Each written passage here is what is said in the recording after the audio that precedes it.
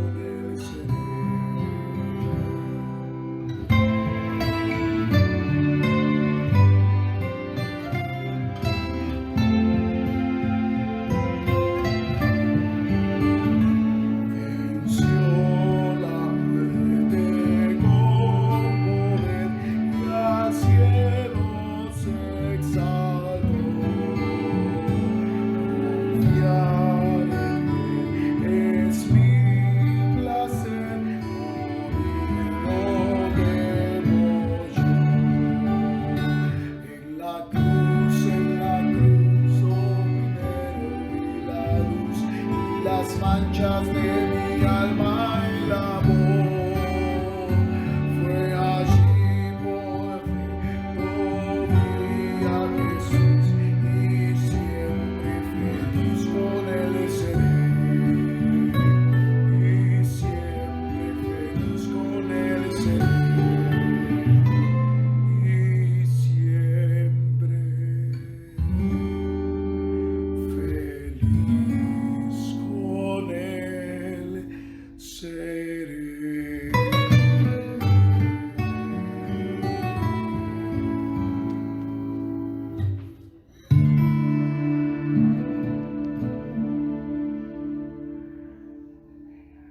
Comenzamos ahora las noticias del fin con nuestra hermana Alison Durón. Buenas noches, hermanos. Dios los bendiga. A continuación, las noticias del fin. Bacterias de la Tierra potencialmente podrían usarse para extraer minerales en la Luna o en Marte. Experimentos realizados en la Estación Espacial Internacional sugieren que bacterias de la Tierra podrían usarse para extraer minerales útiles en la Luna o Marte. En la Tierra ya se utilizan microorganismos para extraer elementos de las rocas que son importantes desde el punto de vista económico. Esto incluye, por ejemplo, elementos de tierras raras que se usan en teléfonos móviles y otros dispositivos electrónicos. Científicos del Reino Unido pasaron 10 años desarrollando reactores de biominería del tamaño de una caja de fósforos para el experimento. En julio de 2019, 18 de esos dispositivos fueron transportados en la Estación Espacial Internacional a bordo de un cohete de SpaceX. En los dispositivos se cargaron pequeños trozos de basalto, similares a gran parte del material en la superficie de la Luna y Marte, y se empaparon en una solución bacteriana. El experimento de 3 semanas evaluó el potencial de 3 especies de bacterias para extraer elementos de tierras raras del basalto. Solo una pudo lixiviar elementos de tierras raras del basalto en las 3 condiciones de gravedad diferentes. En microgravedad, a veces llamada gravedad cero, gravedad similar a la de Marte y condiciones estándar en la Tierra. El estudio se publicó en la revista Nature Communications. Sus hallazgos muestran que la biominería en la Luna y Marte podría ser posible. Es poco probable que sea viable desde el punto de vista económico extraer estos elementos en el espacio y traerlos de regreso a la Tierra, según Charles Coker. Coker, quien dirigió el proyecto, es profesor de astrobiología en la Facultad de Física y Astronomía de la Universidad de Edimburgo. Sin embargo, dijo que la biominería espacial podría potencialmente sustentar una presencia humana autosuficiente en el espacio. Como segunda noticia tenemos, declararon al caracol gigante africano como dañino y perjudicial para la biodiversidad y la salud humana. El Ministerio de Ambiente y Desarrollo Sostenible de la Nación oficializó la medida mediante una resolución publicada en el Boletín Oficial. Según se explicó, el molusco también puede impactar negativamente en las actividades productivas. El Ministerio de Ambiente y Desarrollo Sostenible de la Nación resolvió declarar al caracol gigante africano como dañino y perjudicial para la conservación de la biodiversidad, las actividades productivas y la salud humana, por ser una especie exótica, invasora y hospedadora de nematodes potenciales causantes de enfermedades zoonóticas. La novedad se conoció con la resolución 417/2020, publicada hoy en Boletín Oficial, la cual prohíbe la importación, el tránsito interjurisdiccional, la cría y el comercio en jurisdicción federal de animales vivos, productos o subproductos de la especie caracol gigante africano. La iniciativa para la contención y erradicación del caracol gigante africano fue elaborada en el marco del proyecto para el fortalecimiento de la gobernanza para la protección de la biodiversidad mediante la formulación e implementación de la Estrategia Nacional sobre Especies Exóticas Invasoras, que busca minimizar el impacto de las mismas sobre los recursos naturales, la diversidad biológica, los servicios ecosistémicos, la economía, la salud pública y la cultura. El caracol Achatina fulica, originario del este de África, se introdujo en América, Asia, Oceanía y Europa a causa de la acción antrópica, que facilitó su rápida dispersión fundamentalmente para su cría como alimento, pero también a través del traslado involuntario adherido a vehículos y a cajones usados en cosechas, a su uso como carnada, al comercio de plantas en macetas donde se alojan los huevos y a su tráfico como mascota. El caracol gigante africano se desplaza y coloniza el hábitat de moluscos nativos, que deben ser preservados para mantener la biodiversidad y la sustentabilidad del ecosistema, además del impacto que puede ocasionar sobre la agricultura y la fauna de caracoles de la zona. También puede transmitir parásitos perjudiciales para la salud humana y la de otros animales. Dichos parásitos están presentes en la baba del caracol y pueden contaminar frutas y verduras que, en el caso de no ser lavadas correctamente, pueden causar enfermedades de origen zoonótico a las personas. Y como tercera y última noticia tenemos, Rusia afirma que tiene voluntad de diálogo con Estados Unidos mientras no cruce las líneas rojas.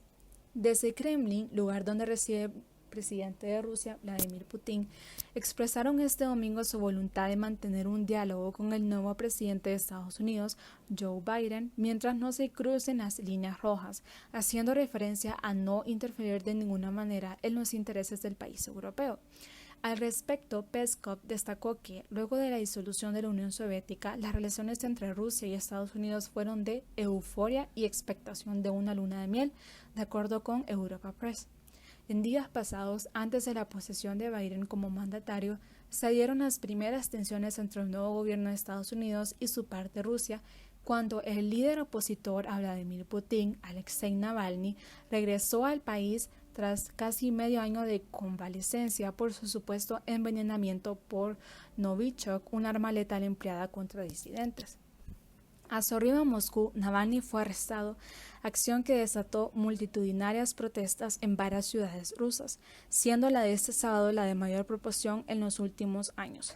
Más de 2.500 personas fueron detenidas por autoridades rusas en manifestaciones que pedían la liberación del opositor. Lo anterior llevó a Estados Unidos a condenar las acciones de Moscú en contra de miles de personas. Estados Unidos condena enérgicamente el uso de duras tácticas contra manifestantes y periodistas este fin de semana en ciudades de toda Rusia, escribió el portavoz del Departamento de Estado, Ned Price, en un comunicado. Además, en una nota, la Embajada de Estados Unidos en Rusia publicó en su sitio web una lista de los lugares de manifestación el sábado, en los cuales exhortaba a los estadounidenses a que no concurrieran. El cambio de discurso se da precisamente con la llegada de Biden a la Casa Blanca, quien, según analistas, no será tan complaciente con Putin y su gabinete. Así como hubo un pronunciamiento de Washington, también hubo respuesta desde Moscú. Así las cosas, el Kremlin acusó a Estados Unidos de injerencia y denunció el comunicado de la embajada estadounidense en Moscú, publicado en la víspera de las manifestaciones a favor de la liberación del opositor ruso. El activista anticorrupción enemigo de Kremlin, de 44 años, acusa al presidente Vladimir Putin de haber ordenado su asesinato envenenándolo con Novichok, lo que Rusia niega. Así que cuando Navalny regresó a la capital rusa, después de 5 meses de convalecencia en Alemania, fue arrestado a su llegada. El FSIN, el Servicio Penitenciario ruso, lo acusa de haber violado las medidas de control judicial al irse al extranjero para recibir tratamiento. Además, desde finales de diciembre también es objeto de una nueva investigación de fraude por sospechas de haber gastado 356 millones de rublos en donaciones para su uso personal. A pesar de esto, en su vuelo a Moscú del domingo pasado, Navalny dijo que estaba muy contento de volver y que no tenía miedo de nada. ¿Será detenido? Es imposible, soy inocente, aseguró irónicamente. Gracias. Pasamos a la información semanal. Nos disculpamos porque el plan de lectura bíblica anual del presente año presentó problemas y estamos trabajando para solucionarlo. Muy pronto haremos entrega del librito en forma digital. Le informamos que continuamos con el proyecto Tamal, con el propósito de recaudar fondos en pro de la construcción de nuestro templo. Las entregas son a domicilio los días jueves con un costo adicional por envío. Puede hacer sus pedidos al número de celular 9828-4209 con la hermana Claudina Martínez. Si usted desea apoyar para que juntos hagamos posible la construcción de nuestro templo, puede hacer sus donaciones en las siguientes cuentas de ahorro. Ban Rural, número de cuenta 0270 1010 000 461. BAC, número de cuenta 7439 73 411. Banco Atlántida, número de cuenta 0147 2025 7410. Y confirma sus donaciones a la administración de nuestra iglesia al número de celular 9594 4357 con el hermano Guillermo Zamora.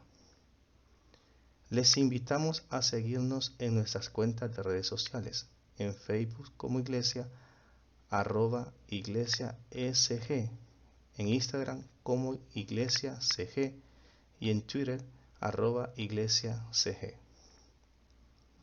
Invitación a los alumnos y aspirantes del EFC. Seguimos con la matrícula en el programa de discipulado de formación cristiana de EFC del año 2021, en la modalidad virtual, en horarios convenientes para todos. Para inscribirse puede llamar al número de celular 9932-8419 y la hermana Marlene Castillo le orientará para hacerlo. El DFC es una herramienta eficaz para que usted pueda edificarse doctrinalmente y se convierta en un instrumento de la obra de Dios. Les informamos que las clases se impartirán por medio de la plataforma Zoom. Cada maestro compartirá el enlace respectivo. Está invitado a nuestro primer evento a la familia del día sábado 27 de febrero del presente año a las 10 a.m. con la presencia del pastor Alejandro Herrera, que se llevará a cabo de forma virtual en nuestro canal de YouTube. Si usted desea ofrendar o diezmar vía electrónica en el banco o en el autobanco, puede hacerlo al número de cuenta 11 401 01 57 76-6 del Banco de Occidente El número de cuenta 11-401-015776-6 del Banco de Occidente. Finalizamos la información de nuestra iglesia. Les invito a la lectura del material de edificación del día de hoy, con el tema ¿Cómo puedo orar por mi cónyuge? Orar por nuestro cónyuge combina las dos relaciones más importantes de nuestra vida, nuestra comunión con Dios y nuestra relación matrimonial. Estas dos unidas son el cimiento de la creación antes de la caída y el matrimonio en particular. Es la ilustración primordial para comprender gran parte de la historia redentora. En la epístola a los Efesios, capítulo 5, los versículos 22 y 28. Las casadas estén sujetas a sus propios maridos como al Señor, porque el marido es cabeza de la mujer, así como Cristo es cabeza de la iglesia, la cual es su cuerpo y Él es su Salvador. Así que, como la iglesia está sujeta a Cristo, así también las casadas lo estén a sus maridos en todo. Maridos, amad a vuestras mujeres así como Cristo amó a la iglesia y se entregó a sí mismo por ella, para santificarla, haciéndola purificado en el lavamiento del agua por la palabra, a fin de presentarla a sí mismo una iglesia gloriosa, que no tiene mancha ni arruga ni cosa semejante, sino que fuese santa y sin mancha. Así también, los maridos deben amar a sus mujeres como a sus mismos cuerpos. El que ama a su mujer, a sí mismo se ama. La oración es una marca distintiva del matrimonio entre Cristo y la Iglesia, y también debe de serlo en nuestros matrimonios. Pero así como el orgullo fue el pecado que socavó ambos, también distorsiona nuestras oraciones por nuestro cónyuge. Muy a menudo nuestras oraciones por nuestro cónyuge comienzan con lo que queremos que cambien ellos, pero la Escritura enseña que seremos la mayor influencia de santificación en la vida de nuestro cónyuge. Un esposo que ora por su esposa para que ella sea amada por un marido que cada día crece más en santidad, está orando por algo bueno, y es su propia respuesta. Al orar por nuestro cónyuge, es posible que la respuesta principal de Dios sea cambiarnos a nosotros mismos, no a él o a ella. Nunca subestimemos el poder y el privilegio de Dios que nos da de orar el uno por el otro, pero sí debemos considerar cómo podemos orar específicamente por nuestro cónyuge. Segunda de Pedro, capítulo 3, el versículo 18. Antes bien, creced en la gracia y el conocimiento de nuestro Señor y Salvador Jesucristo. A Él sea gloria y hasta el día de la eternidad. Amén. Es un excelente punto de partida, crecer en la gracia y el conocimiento de nuestro Señor y Salvador Jesucristo. Orad por el crecimiento de tu cónyuge en la gracia de Jesús, para que su vida esté marcada por el arrepentimiento y por un gozo profundo en el Evangelio. Orad para que tu cónyuge conozca cada vez más a Jesús, para que su estudio bíblico sea eficaz, tanto en el hogar como durante la predicación de la palabra.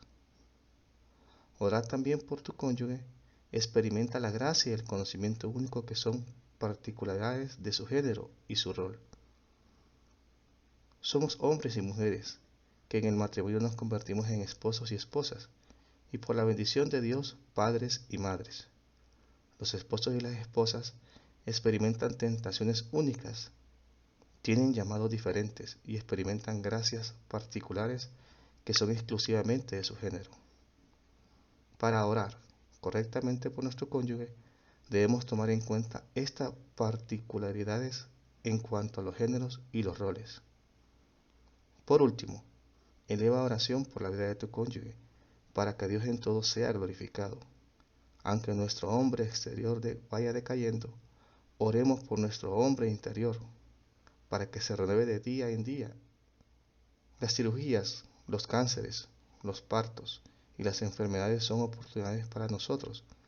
Aprender del cuidado de Dios por nuestra alma y nuestro cuerpo. No subestimes el poder y el privilegio de orar por el cónyuge, ya que con esto estamos dando honra y gloria a nuestro Rey. Hasta aquí llegamos con la lectura del material de edificación del día de hoy. Seguimos avanzando con el estudio escatológico, los eventos finales, la lección número 42 de la serie La adoración en el milenio, parte número 18, con nuestro amado pastor Julio Turón. Muy buenas noches, amados hermanos. Qué bueno volvernos a encontrar de nuevo. Estamos animados, contentos con lo que Dios está haciendo, con nuestra congregación. Siempre hay que sacarle virtud a las dificultades, hermanos. A veces cuando ocurren cosas como esta pandemia que estamos sufriendo, así como que nos desajustamos, ¿verdad? Y nos estresamos y nos preocupamos y vemos así como un camino sin salida. Pero hermanos, aún en medio de las dificultades hay virtud. Estaba recordando aquel pasaje cuando el juez Sansón descendió a Timnat a buscar esposa con sus padres porque se había enamorado de una filistea. Y ahí descendiendo en el camino a esa región de los filisteos, se toparon con un león en el camino y vino ahí Sansón y luchó con él y lo venció, lo mató y lo dejó por ahí escondido y luego cuando venían en algún momento por el camino también, en algún tramo de la historia, nos muestra que él fue a observar el cadáver y obviamente pues encontró un panal de miel en él. ¿Y quién nos indica eso, hermanos? Que aún en la adversidad hay virtud. Él sacó literalmente miel de un cadáver, hermano. Entonces así debe de ser. A veces nos sentimos desolados, nos sentimos tristes, somos presa del desánimo por las cosas que nos están pasando. Hemos visto hermanos de repente abandonar la fe, ya no congregarse con nosotros. Hemos visto seres queridos nuestros sufriendo con la pandemia, mucho desempleado alrededor nuestro, familias sufriendo, hermanos y vecinos que han perdido sus seres queridos. Y eso no crea, nos da tristeza y desanima.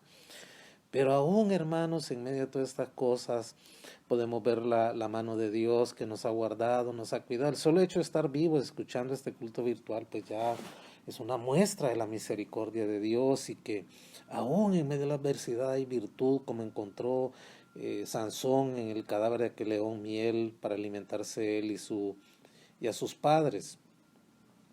Y de igual manera, hermanos, podemos ver que a pesar de las escaseces, de las dificultades y de todo lo que nuestros ojos han podido ver estos meses difíciles, de casi un año ya de estar en esto, la misericordia de Dios no ha faltado. Hemos sido sustentados por su gracia, por su favor. Ahí ha estado Él con nosotros y yo por eso le animo, amado hermano, a considerar esto y seguir adelante. Somos un cuerpo, somos una iglesia. Ahora más que nunca debemos de estar unidos, orando los unos por los otros, para que crezcamos en el conocimiento de Dios, para que la palabra de Dios haga fortaleza, haga mella en nuestra vida, y de manera tal, hermanos, que también podamos de esa manera vencer todas las dificultades que se nos presenten en el camino, sabiendo que Dios está ahí. Así pues que yo le animo, en el nombre del Señor, a poner su vida para todo lo que se pueda venir este año en las manos de Dios, su familia y todo, y cobrar ánimos en Dios, cobrar brillo en Dios, porque el hecho de que estén pasando estas cosas no quiere decir que todo se terminó, que todo se acabó, que hay que darle término a lo que hemos estado haciendo o viviendo o estando como familia, como iglesia. No, Dios es el mismo ayer, hoy y por los siglos. Él provee para su casa, Él nunca se deja sin testigo y provee para sus hijos también. Así pues que le animo en el nombre del Señor. Y quiero animarle a los cultos presenciales. Estamos arrancando ya ahorita en febrero con ello y estamos orando y expectando y creyéndole a Dios, hermanos, que vamos a tener un buen flujo de nueva feligresía en la iglesia, para llenar cada uno de los asientos de la congregación, no para glorificar un número o para glorificar el nombre de la congregación en sí, sino para que Dios sea glorificado con las almas ganadas y las vidas restauradas. Esa es la meta y el propósito. Muy bien, vamos a orar para entregar este tiempo al Señor. Amado Dios, te damos gracias una vez más por estar un jueves más con nuestros amados hermanos, listos para llevar tu santa palabra, Padre, para enseñarla, para traer vigor y traer frescura a la vida y crecimiento a través de esta ventana escatológica que se nos abre los eventos del futuro y ver cómo tú vas a tener un reino, una teocracia real, viva, verdadera, justa, donde se va a ministrar justicia, verdad y santidad en la tierra como el hombre nunca la ha conocido, donde el poder humano nunca más se va a levantar para gobernar la tierra. Cristo gobernará por 1000 años en la tierra y luego por toda la eternidad. Es maravilloso. Así pues que rogamos la conducción de tu Santo Espíritu para poder entender este tema y para poder edificar nuestras vidas esta noche. En el bendito nombre de Jesús oramos, poniendo esto en tus manos. Amén y amén. Muy bien, quiero también felicitar a los hermanos que han cumplido años durante el mes de enero. Que el Señor les bendiga, les proteja, les cuide y les dé muchos años más de vida, igual a los que van a cumplir años en este mes de febrero. Así pues que el Señor les bendiga y muchas felicidades para cada uno de ustedes. Muy bien, amados hermanos, hemos estado viendo, el jueves pasado logramos terminar de enfocar la figura singular del príncipe, que es un personaje nuevo que aparece en el nuevo orden de adoración en el milenio, una vez que termina el orden levítico. Y luego entramos a ver el propósito de los sacrificios, porque esto de los sacrificios, hermanos, es un tema natural para poder entender esto. O sea, hay negacionistas que rechazan la interpretación de Ezequiel porque la ven, Ezequiel capítulos 40 al 48, porque la ven grotesca. Ven que la restauración, según ellos, de los sacrificios de sangre con propósitos expiatorios y de perdón, y eso no lo enseña el libro de Ezequiel. Y por lo tanto es importante entrarle a esto, el propósito de los sacrificios de sangre, que se iban a ser restaurados en el milenio, pero con propósitos completamente diferentes a la orden antigua aronita. Y hay varios aspectos o factores con respecto a estos sacrificios que los hacen completamente legítimos, tal como enseña el libro de Ezequiel.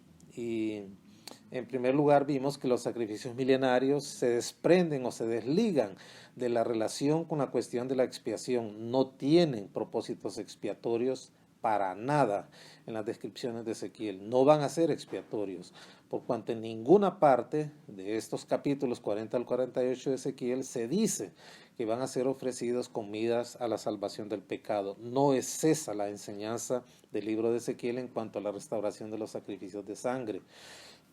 Y por lo tanto, en ese enfoque hay errores en varios de los argumentos de que estos sacrificios lógicamente deben de interpretarse como el que cree en las dispensaciones como expiatorios. Nosotros somos una iglesia dispensacionalista, creemos que Dios gobierna la tierra a través de diferentes dispensaciones del gobierno de Dios en la tierra, y por lo tanto no estamos obligados a creer como dispensacionalistas que estos sacrificios son expiatorios, porque la palabra de Dios interpretada literalmente en estos capítulos 40 al 48 de Ezequiel no lo enseñan así. Los que sostienen ese punto de vista, que nos obligan a decir que Ezequiel es contradictorio porque enseña la restauración de sacrificios de sangre con miras expiatorias, es decir, para perdón y limpieza del pecado, insisten que el cumplimiento literal del pacto davídico obliga a que también esté relacionado con el restablecimiento del pacto mosaico. Y esa insistencia en el cumplimiento literal del pacto davídico no comprende como resumen o corolario necesario, como decíamos el jueves pasado, en el restablecimiento del orden mosaico, por cuanto no están relacionados el uno con el otro. El pacto davídico es eterno, es incondicional y regía o va a regir el trato futuro de Dios con la nación en el milenio, mientras que el pacto mosaico era temporal y era condicional. y solo regía la relación del hombre con Dios, y el cumplimiento del uno no requiere el cumplimiento del otro, por cuanto el pacto mosaico era visto nada más que como temporal. Y es un error también en la doctrina de la soteriología, es decir, la soteriología es la ciencia bíblica que estudia la doctrina de la salvación, y es un error en la doctrina de la soteriología enseñar que los sacrificios podían quitar o quitaban pecados alguna vez. Y eso es falso, y eso está en total contradicción con la clara enseñanza, como hemos visto, del libro de Hebreos en el capítulo 10, verso 4, que nos muestra cuál era el propósito, cuál no era el propósito del antiguo pacto. Claramente, es como un resumen de todo el libro de Hebreos, Hebreos 10:4. Mire lo que nos dice: porque la sangre de los toros y de los machos cabríos no puede quitar los pecados. Es bien importante entenderlos. Al decir no puede, al decir que la sangre de los cabríos, de los machos cabríos y de los toros no pueden quitar pecados, ese no puede, nos muestra que el sistema levítico, ese sistema antiguo aronita, mosaico, no fue diseñado por Dios para quitar o para perdonar pecados, sino que solo sirvió como una preparación para la venida del Mesías, como vimos el jueves pasado y nos lo enseña Gálatas en el capítulo 3, verso 24. Vamos a ver cuál era la función de la ley, cuál fue el propósito de Dios para el establecimiento de la ley mosaica. Gálatas 3, 24. Busquémoslo y vamos a hacer un pequeño repaso ahí. Nos dice de la siguiente manera: de manera que la ley ha sido nuestro ayo, ese era el propósito. La ley ha sido nuestro ayo, ¿para qué? Para llevarnos a Cristo a fin de que fuésemos justificados por la fe. Y como lo decíamos el jueves pasado, esa palabra griega, ayo, nos muestra un esclavo que estaba entrenado para cumplir el deber de cuidar a un niño hasta que llegara a la edad adulta. Ese ayo era un tutor que lo acompañaba al niño a todas partes, lo vigilaba su conducta en el hogar, en la calle, en las instituciones que visitaban, etcétera, en todos los planos del devenir de la vida de un niño. Y muchos de estos ayos ejercían una disciplina tan estricta que quienes estaban bajo su tutela anhelaban en algún momento el día en que serían libres de esa custodia permanente. Esa fue la función de la ley. La ley no fue establecida por Dios para expiar, para perdonar pecados. La ley fue solo nuestro ayo, el preparatorio para guiarnos a la cruz, para guiarnos a Cristo. Ese es el propósito. La ley fue nuestro ayo, nuestro tutor, el cual a medida que nos mostraba nuestros pecados, a través de su institución, cumplía la función de conducirnos a Cristo. Ese era el único propósito realmente de la ley, y eso hay que entenderlo. El sistema levítico no fue diseñado por Dios para quitar o para perdonar pecados, sino que nos sirvió como una preparación para la venida del Mesías, tal como nos muestra Gálatas 3:24, y también motivaba las expectativas del pueblo, como vimos en 1 Pedro 1:10. Regresemos a 1 de Pedro 1:10, ahí quedamos el jueves pasado. Nos dice 1 Pedro 1:10, los profetas que profetizaron de la gracia destinada a vosotros inquirieron y diligentemente indagaron acerca de esta salvación. Este es bien importante entenderlo también.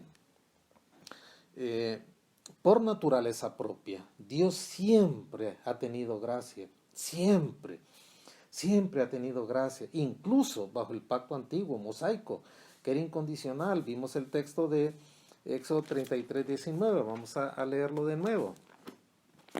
Éxodo 33:19, ver a la manifestación de la gracia de Dios en el antiguo pacto. Éxodo 33:19, vamos a ver qué nos dice ahí.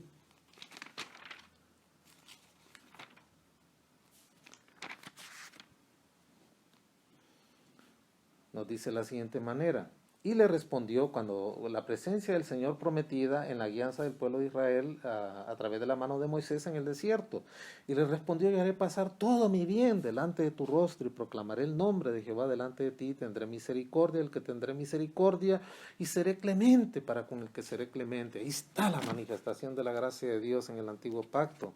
Y vimos también un texto adicional en cuanto a esto en Jonás 4:2. leámoslo de nuevo. Ya cuando sale del vientre del pez, Jonás hace una reflexión y muestra las razones por las cuales él había pretendido huir de la presencia de Dios. Y lo expresa de la siguiente manera. Eso lo encontramos en Jonás 4:2. Vamos a leerlo de nuevo. Ahí quedamos el jueves pasado. Y oró a Jehová y dijo: ahora, oh Jehová, ¿no es esto lo que yo decía estando aún en mi tierra? Por eso me apresuré a ir a Tarsis, porque sabía que tú eres Dios clemente y piadoso, tardo en enojarte y de grande misericordia, y que te arrepientes del mal. O sea, lo que quería Jonás era que Dios destruyera a Nínive con todos los paganos que habían ahí. Y por eso huyó. Y le dice: yo reconozco que tú eres un Dios misericordioso y clemente, y por eso rehuí de la responsabilidad que me había dado. Ve usted cómo Dios siempre ha mostrado su gracia, incluso en el orden antiguo aronita, que era incondicional. No obstante, los profetas predijeron siempre una manifestación todavía mayor de gracia. Si Dios muestra su gracia, su naturaleza propia es gracia, incluso bajo el pacto antiguo, los profetas predijeron aún una manifestación mucho mayor de gracia divina en comparación con todo lo que habían conocido hasta entonces. Y esas proyecciones, esas predicciones de una gracia manifestada de una manera maravillosa y abundante en el futuro, un futuro que estaba lejos de ellos, quedó bien plasmada en textos como Isaías 45 del 20 al 25. Vamos a Isaías 45 del 20 al 25. Isaías 45 del 20 al 25. Vamos a leer ahí. Isaías 45 del 20 al 25. Nos dice de la siguiente manera. Vamos a verificar bien la cita. Sí, Isaías 45 del 20 al 25. Mire cómo hace esta proyección de la gracia de Dios futura. Isaías 40 del 20 al 25. Reuníos y venid, juntaos todos los sobrevivientes de entre las naciones. Allá está hablando de aquel tiempo futuro.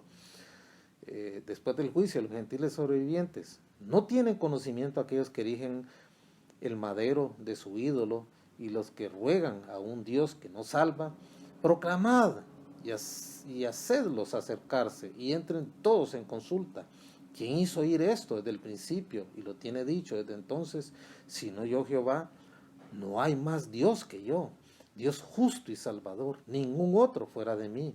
Mirad a mí, mire qué manifestación futura de la gracia de Dios, y sed salvos todos los términos de la tierra, porque yo soy Dios, no hay más. Por mí mismo hice juramento, de mi boca salió palabra en justicia, y no será revocada, que a mí se doblará toda rodilla y jurará toda lengua, y se dirá de mí: ciertamente en Jehová está, subraye, la justicia y la fuerza. A él vendrán todos los que contra él se enardecen, serán avergonzados. En Jehová, mire qué tremenda esta manifestación futura de la gracia de Dios. Para el tiempo de Isaías, una proyección futurísima. En Jehová será justificada y se gloriará toda la descendencia de Israel. Qué maravilloso texto este que nos muestra de las previsiones mayores de la gracia divina escrita por los profetas que hasta ese tiempo se había conocido. Hay otro texto también que podemos verlo en Isaías 52 versos 14 y 15, un poquito ahí más adelante. Isaías 52 versos 14 y 15 nos dice de la siguiente manera: ¿cómo se asombrarán de ti muchos? De tal manera fue desfigurado de los hombres su parecer y su hermosura, más que la de los hijos de los hombres. Así asombrará él a muchas naciones. Los reyes cerrarán ante él la boca, porque verán lo que nunca les fue contado y entenderán lo que jamás habían oído. Estos son los sufrimientos del siervo de Jehová, lo leo de nuevo. ¿Cómo se asombraron de ti muchos? De tal manera fue desfigurado de los hombres su parecer y su hermosura más que la de los hijos de los hombres, allá cuando el Señor estaba colgado en la cruz. Así asombrará él a muchas naciones, los reyes cerrarán ante él la boca, porque verán lo que nunca les fue contado y entenderán lo que jamás habían oído. El siervo padeció, amado hermano, la crueldad de los hombres en una medida tal que perdió su semblante humano. Su apariencia quedó tan terrible, tan desfigurado, que las personas lo miraban espantadas, así de sencillo. Y nos dice una frase a verla en el verso 15, asombrará él a muchas naciones. Podría decirse que el Señor rociará literalmente, ya que el siervo en su estado desfigurado en la cruz del Calvario cumplió su obra sacerdotal de purificar no solo a la nación de Israel, sino también a muchos fuera de la nación. Esta es la manifestación maravillosa de la gracia de Dios en la cruz del Calvario. Y por eso cerrarán ante él su boca, como dice el verso 15. Mire, leámoslo de nuevo. Así asombraré a muchas naciones, los reyes cerrarán ante él su boca, porque verán lo que nunca les fue contado y entenderán lo que jamás habían oído. En su exaltación, los líderes humanos, en los lugares de mayor preponderancia, van a quedar pasmados y atónitos el día que el siervo de Dios se manifieste, a quien antes despreciaron, queridos hermanos, como dice el Salmo 2. Y tan pronto él al inicio del milenio asuma su trono, van a ver un despliegue de su poder y de su gloria como nunca antes lo han presenciado. Esto es una cosa maravillosa. Mire usted esta proyección de la gracia maravillosa de Dios en el siervo sufriente que nos muestra este texto también de Isaías 52, versos 14 y 15. Vamos también, por favor, hermanos, a ver otra manifestación, esa proyección de una gracia mayor destinada a los hombres, en Isaías 55, versos del 1 al 7, ahí adelantito. A todos los sedientos, venid a las aguas, y a los que no tienen dinero, venid, comprad y comed, venid, comprad sin dinero y sin precio, vino y leche. ¿Por qué gastáis el dinero en lo que no es pan y vuestro trabajo en lo que no sacia? Oídme atentamente y comed del bien, y se deleitará vuestra alma de grosura. Inclinad vuestro oído y venid a mí, oíd y vivirá vuestra alma. Y haré con vosotros pacto eterno, las misericordias firmes de David. He aquí, y yo lo di por testigo a los pueblos y por jefe y por maestro a las naciones. He aquí llamarás a gente que no conociste y gente que no te conocieron. Correrán a ti por causa de Jehová tu Dios y del Santo Israel que te ha honrado. Mire qué misericordias más gratuitas de Dios proyectadas por el profeta Isaías en sus escritos. Vamos a Isaías 61 del 1 al 3 también. El Espíritu de Jehová el Señor está sobre mí, porque me ungió Jehová y me ha enviado a predicar buenas nuevas a los abatidos, a vendar a los quebrantados de corazón, a publicar libertad a los cautivos y a los presos apertura de la cárcel, a proclamar el año de la buena voluntad de Jehová, el día de la venganza del Dios nuestro, a consolar a todos los enlutados, a ordenar que a los afligidos de Sión se les dé gloria en lugar de ceniza, óleo de gozo en lugar de luto, manto de alegría en lugar de espíritu angustiado, y serán llamados árboles de justicia, plantío de Jehová para gloria suya. Buenas nuevas de salvación para Sión, proyectadas desde el tiempo de Isaías. Qué hermoso esto. También podemos ver el texto de Romanos 9, versos 24 al 33. Vamos a Romanos 9. Romanos capítulo 9, versos 34 al 33. Romanos capítulo 9, versos 34 al 33. Nos dice de la siguiente manera: a los cuales también ha llamado, esto es a nosotros, no solo de los judíos, sino también de los gentiles, como también Oseas dice, llamaré pueblo mío al que no era mi pueblo. Hace una referencia a esta profecía de Oseas que proyecta una manifestación de la gracia mayor también de Dios para el futuro. Llamaré pueblo mío al que no era mi pueblo y a la no amada amada. Y en lugar donde se les dijo, vosotros no sois pueblo mío, ahí serán llamados hijos del Dios viviente. También Isaías clama tocante a Israel: si fuera el número de los hijos de Israel como la arena del mar, tan solo un remanente, el remanente será salvo, porque el Señor ejecutará su sentencia sobre la tierra en justicia y con prontitud. Y como antes dijo Isaías, si el Señor de los ejércitos no nos hubiese dejado descendencia, como Sodoma habríamos venido a ser, y a Gomorra seríamos semejantes. ¿Qué pues diremos? Que los gentiles que no iban tras la justicia han alcanzado la justicia, es decir, la justicia que es por fe, mas Israel que iba tras una ley de justicia no la alcanzó. ¿Por qué? Porque iban tras ella no por fe, sino por obra de la ley, pues tropezaron en la piedra de tropiezo, como está escrito aquí: pongo en Sión piedra de tropiezo y roca de caída, el que creyere en él no será avergonzado. Mire qué descripción más tremenda, cómo invoca este texto de Oseas, aquí el apóstol Pablo en Romanos 9, versos 24 al 33, hablando de una manifestación futura de la gracia de Dios para gentiles y para judíos, para restauración de Dios. Tremendo esto. Por eso este texto de 1 Pedro 1:10, que vale la pena leerlo de nuevo, nos habla de las expectativas que sembró también la ley en cuanto al futuro. Que no era propósito de expiación ni de perdón de pecados la ley, sino un ayo para llevarnos a Cristo, sino un camino preparatorio para guiarnos a Cristo, y también para sembrar esta expectativa en una manifestación mayor de la gracia de Dios. Los profetas que profetizaron de la gracia destinada a vosotros inquirieron y diligentemente indagaron acerca de esta salvación. Tremendo esto. También podemos ir a Romanos capítulo 10, versos 11 y 13. Aquí hace varias invocaciones el apóstol Pablo a estas referencias que hicieron los profetas. Romanos capítulo 10, vamos a ver los versos 11 y 13.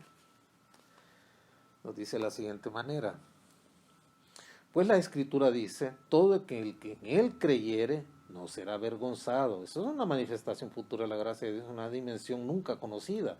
El verso 13, porque todo aquel que invocar el nombre del Señor será salvo. Mire qué tremendo. Tremendo pasaje este también. Y finalmente podemos también ir a Romanos capítulo 20. Se me quedó ahí también el verso 20 de la cita de Romanos 10. Vamos a leerla completa mejor. Romanos capítulo 10, versos 11, el verso 13 y el verso 20. Romanos 11, 13 y 20. Romanos 10, 11, 13 y 20.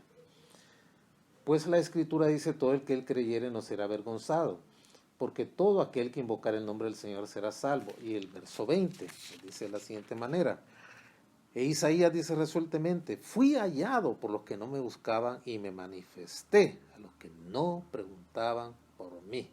Tremenda proyección de una manifestación mayor de la gracia de Dios, que era uno de los propósitos de la ley, y no expiar, no perdonar pecados. Y podemos finalizar en Romanos capítulo 15, versos del 9 al 21. Este texto es un resumen de esa manifestación futura de la gracia de Dios, la cual invoca también el apóstol Pablo. Vamos ahí a Romanos 15, versos del 9 al 21. Nos dice de la siguiente manera: y para que los gentiles glorifiquen a Dios por su misericordia, subraya en su Biblia, y para que los gentiles glorifiquen a Dios por su misericordia, como está escrito, por tanto yo te confesaré entre los gentiles y cantaré a tu nombre. Y otra vez dice, alegraos gentiles con su pueblo. Y otra vez, alabad al Señor todos los gentiles y magnificadle todos los pueblos. Y otra vez dice Isaías, estará la raíz de Isaí y el que se levantará a regir a los gentiles y los gentiles esperarán en él. Mire qué manifestación futura de la gracia de Dios allá en este nuevo orden en el milenio. Y el Dios de esperanza os llene de todo gozo y paz en el creer, para que abundéis en esperanza por el poder del Espíritu Santo. Pero estoy seguro de vosotros, hermanos míos, de que vosotros mismos estáis llenos de bondad, llenos de todo conocimiento, de tal manera que podéis amonestar a los unos a los otros. Más os he escrito, hermanos, en parte con atrevimiento, para que haceros recordar por la gracia que de Dios me es dada, para ser ministro de Jesucristo a los gentiles, ministrando el Evangelio de Dios, para que los gentiles les sean ofrenda agradable, santificada por el Espíritu Santo. Tengo pues de qué gloriarme en Cristo Jesús en lo que a Dios se refiere, porque no osaría hablar, sino de lo que Cristo ha hecho por medio de mí y para la obediencia a los gentiles, con la palabra y con las obras, con potencia de señales y prodigios en el poder del Espíritu de Dios, de manera que desde Jerusalén y por todos los alrededores hasta Ilírico, todo lo he llenado del Evangelio de Cristo, y de esta manera me esforcé a predicar el Evangelio, no donde Cristo yo hubiese sido nombrado, para no edificar sobre el fundamento ajeno, sino como está escrito: aquellos a quienes nunca les fue anunciado acerca de él verán, y los que nunca han oído de él entenderán. Maravilloso pasaje también. Por naturaleza propia, Dios siempre ha tenido gracia, incluso bajo el pacto antiguo, que era incondicional. No obstante, los profetas también predijeron una manifestación todavía mayor de la gracia divina en comparación con todo lo que habían conocido hasta entonces. Este también es un segundo propósito de la ley. La ley no es para perdonar, para expiar pecados.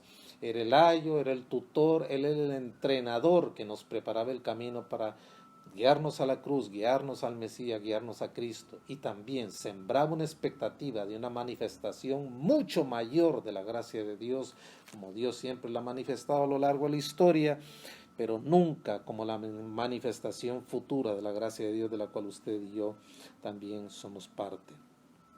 Y por eso nos dice este verso 10 de 1 Pedro, capítulo 1, los profetas que profetizaron de la gracia destinada a vosotros inquirieron y diligentemente indagaron acerca de esta salvación. Pedro considera aquí la grandeza de la salvación desde el punto de vista de los agentes divinos que la hicieron posible. ¿Qué agentes divinos hicieron posible esta manifestación superior de la gracia de Dios predicha por los profetas? En primer lugar, por supuesto, los primeros agentes divinos que le hicieron posible fueron los profetas del Antiguo Testamento. Eso nos dice el verso 10 y el verso 11 de Primera de Pedro. Mire lo que nos dice. Los profetas que profetizaron de la gracia destinada a vosotros inquirieron y diligentemente indagaron acerca de esta salvación, escudriñando qué persona y qué tiempo indicaba el Espíritu de Cristo que estaba en ellos, el cual anunciaba de antemano los sufrimientos de Cristo y las glorias que vendrían tras ellos. Ellos fueron los primeros protagonistas divinos en el anuncio de esta manifestación mayor de la gracia de Dios futura, que es la salvación. También, ¿quiénes más fueron protagonistas de esta salvación? El Espíritu Santo. Lo dice el verso 11 y el verso 12 de 1 Pedro. Leámoslo. Escudriñando qué persona y qué tiempo, subraya en su Biblia, indicaba el Espíritu de Cristo que estaba en ellos, el cual anunciaba de antemano los sufrimientos de Cristo y las glorias que venían tras ellos. El verso 12, a esto se les reveló el Espíritu Santo, que no para sí mismos, sino para nosotros, administraban las cosas que ahora nos son anunciadas por lo que nos han predicado el Evangelio por el Espíritu Santo enviado del cielo, cosas a las cuales los ángeles anhelan ver. Bien, ve usted qué protagonistas divinos más maravillosos de esta manifestación superior de la gracia de Dios anunciada por la ley y por los profetas. Los profetas mismos, por supuesto, como lo vimos en los versos 10 y 11 de 1 Pedro, y también el Espíritu Santo en los versos 11 y 12 de 1 Pedro, y también los apóstoles mismos, ya en esta dispensación de la gracia. Ve el verso 12, 1 Pedro 10, 1 Pedro 1:12, perdón. A estos, hablando de los apóstoles, se les reveló que no para sí mismos, sino para nosotros administraban las cosas que ahora son anunciadas. A estos, es decir, a los profetas, se les reveló que no para sí mismos, sino para nosotros, administraban las cosas que ahora os son anunciadas por los que os han predicado el Evangelio, es decir, los apóstoles, por el Espíritu Santo enviado del cielo, cosas en las cuales anhelan mirar los ángeles. Un tercer protagonista de esta salvación, los primeros, los profetas; el segundo, el Espíritu Santo; tercero, los apóstoles; y por supuesto también los mismos ángeles, como dice el verso 12 de Primera de Pedro. A esto se les reveló que no para sí mismos, sino para nosotros, administraban las cosas que ahora os son anunciadas por lo que os han predicado el Evangelio, por el Espíritu Santo enviado del cielo, cosas en las cuales anhelan mirar los ángeles. Ve usted qué maravillosa manifestación esta de la gracia de Dios a través de este pasaje.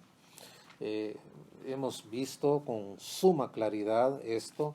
Podemos regresar al texto de Hebreos 10:4, que fue de donde nos desprendimos para considerar este propósito de la ley y del antiguo pacto, que no era expiar, sino perdonar pecados, para que quede bien claro que el objetivo de los sacrificios de sangre restaurados en la adoración en el milenio no tienen absolutamente nada que ver con la institución del pacto davídico, porque no ni en aquel tiempo tuvieron efecto de perdón de pecados, tampoco lo tendrán en el nuevo orden en el milenio.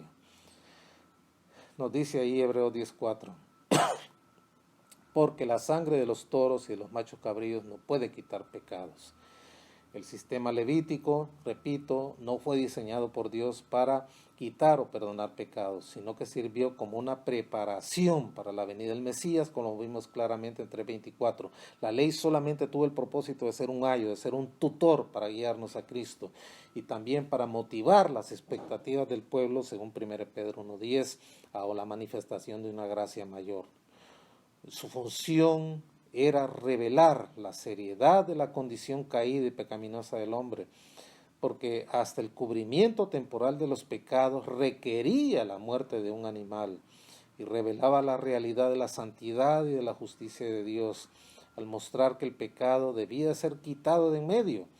Por último, también la ley revelaba la necesidad de un perdón pleno y completo para que Dios pudiera tener comunión que deseaba restablecer con su pueblo. Voy a repetir esto porque es bien importante, hermanos, para poder entender esto. Los críticos del restablecimiento de sacrificios de sangre en el milenio, según la interpretación literal de Ezequiel capítulos 40 al 46, nos dicen que esto es contradictorio porque sería regresar al sistema mosaico en la adoración en el milenio, y eso no está siendo enseñado por Ezequiel, porque el propósito de los sacrificios de sangre en el antiguo pacto no era expiatorio, no era para perdonar pecados. Nunca lograron quitar la mancha del pecado.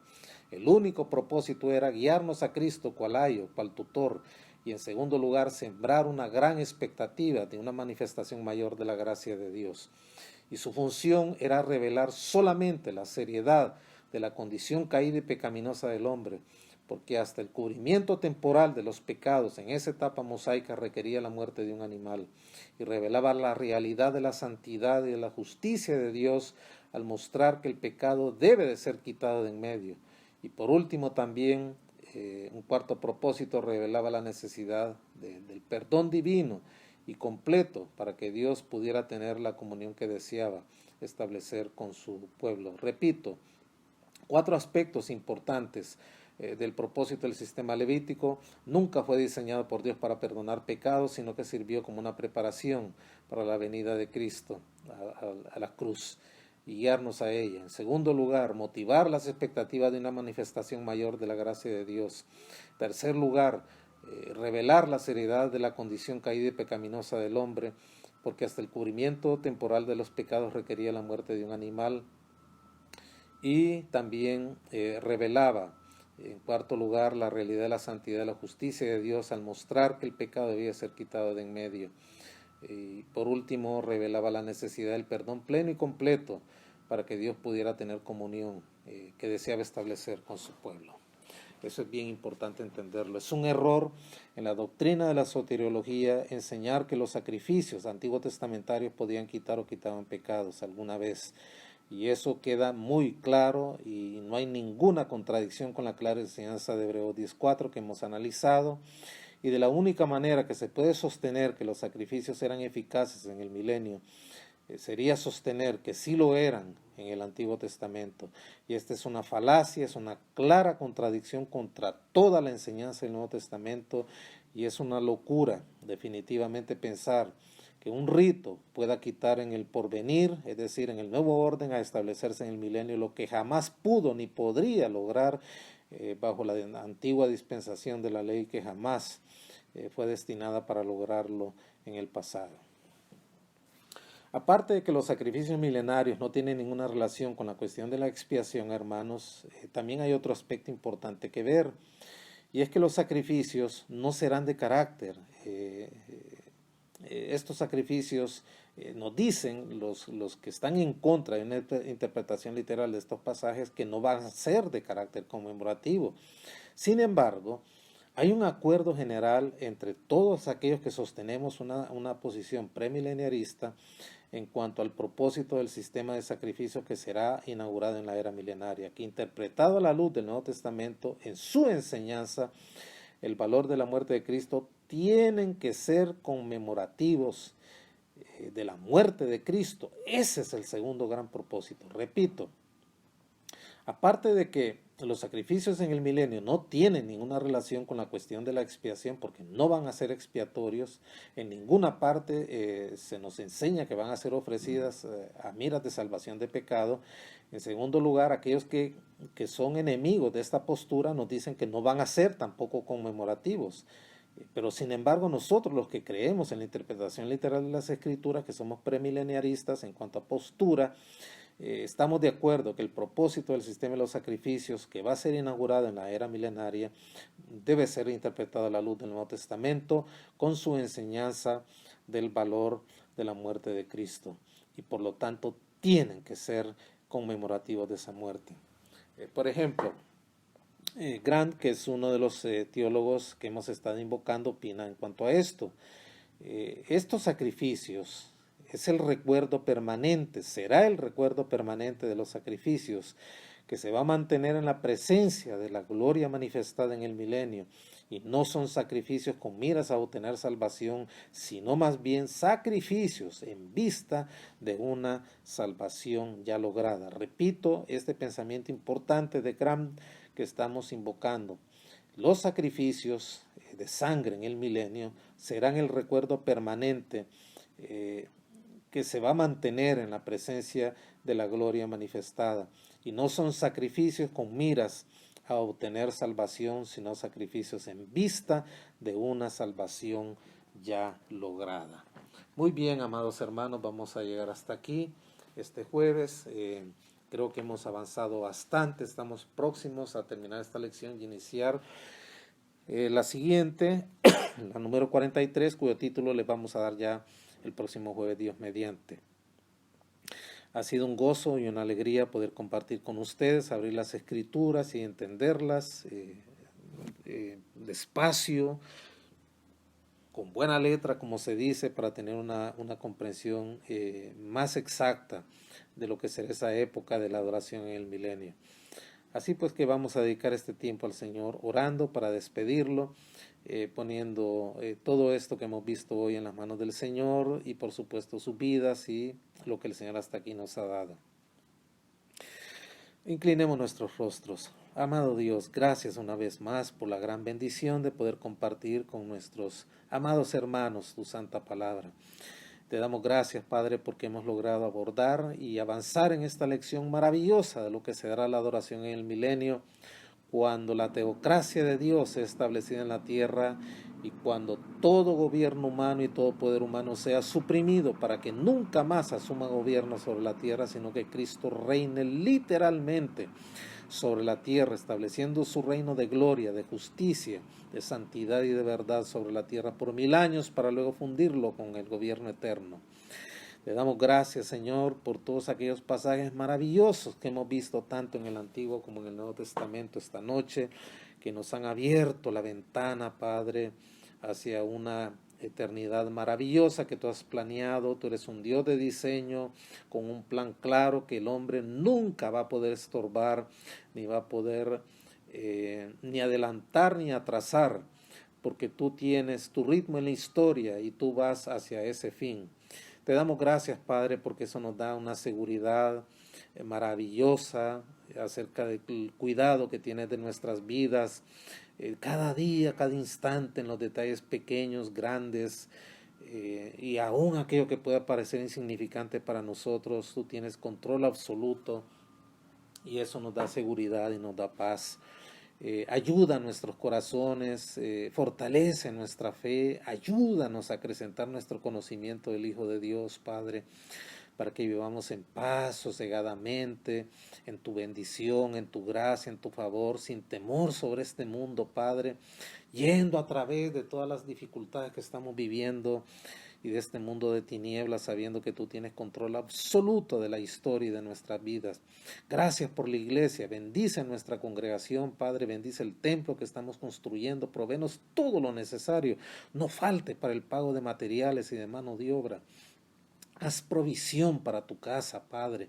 Permite que en este lugar donde ya estamos en cultos presenciales, en el Chimbo, muchas personas vengan al conocimiento de la verdad, se agregue mucha feligresía y seamos una opción para muchos creyentes que andan buscando una iglesia de sana doctrina en esa zona. Bendice tu casa, bendice tu iglesia, prospérala, Padre. Te damos las gracias infinitas por darnos la oportunidad de poder estar con tu pueblo esta noche y te damos gracias por todo lo hecho hasta este momento en este culto. En el precioso nombre de Jesús te damos las gracias. Amén. Muy bien, amados hermanos, yo les voy a dejar con mi amado hermano que va a dar término y final a este culto y les envío un saludo fraterno de mi parte, de mi familia y de la iglesia a cada uno de ustedes. Que el Señor les bendiga. Nos encontramos el próximo jueves, Dios mediante. Oraremos por las ofrendas de este día. Dios, proveedor, que nos has dado la vida, gracias te damos, porque nos permites ofrendar, para que tu obra crezca y para que muchos puedan ser alcanzados con tu evangelio. Te agradecemos por la construcción de nuestro templo y por los hermanos que están ofrendando y diezmando, que lo hacen con mucho amor. Ayúdanos a seguir siendo instrumentos tuyos para tu gloria y honra. Todo esto te lo pedimos y lo depositamos en los méritos de Cristo. Amén. Hemos llegado al final de nuestro culto Doctrina para la Vida. Recordándoles que nos sigan sintonizando en nuestro canal de YouTube y las redes sociales, y que comparta todas las transmisiones de fin de semana que tenemos. Muchas gracias. Dios les bendiga.